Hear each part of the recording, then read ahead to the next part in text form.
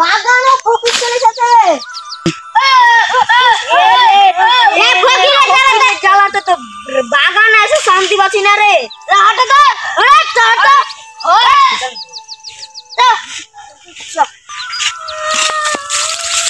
ফকিরের জ্বালাতে বাগানে এসে লাগ না রে। আমরা ফকির বলে আজ আমরাকে মারলো। আল্লাহ তুমি দেখিও এদেরকে।